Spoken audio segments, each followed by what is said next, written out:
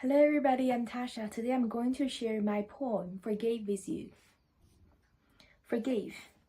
Forgave him for walking like an Antarctic penguin with a stomach full of inferior beer. Forgave him for his vulgarity and spitting everywhere. Forgave his cheap shoes, the holes in his clothes, the dark weeds on his hat.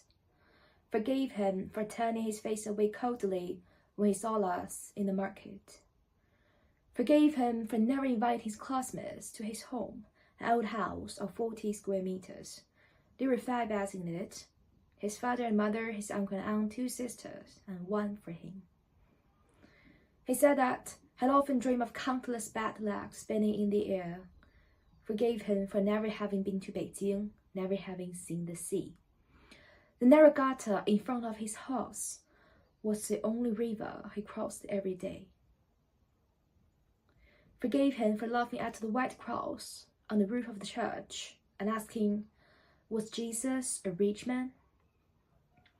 Forgave him for hating those who drive Mercedes and saying that when the revolution breaks out, he will not spare them. Forgave him for having stalked his own sister. When she went on a date, he hid behind a tree and left only after seeing the man's face, kind as he needed to be. Forgave him for beating his dad, a mobile gambling addict, the sturdy Northerner, who fell from scaffolding a few years ago and broke a leg, received only 70,000 RMB in compensation. So forgave his dad, who told his son at 16 to quit school and sell vegetables. Now, not only can he remember the faces of all his customers, but which faces are good, which faces are mean. The poor boy was once a child with wings who dreamed of becoming an aircraft maintenance technician. Now he lives in a world of chili, tomatoes, potatoes, and cabbages, and flies are the only flying things. His ideals disappeared like a mouse in a hole. So forgave him for saying the Constitution is a rotten onion. The Constitution and the Bible, like the people, are sometimes respected and sometimes trampled.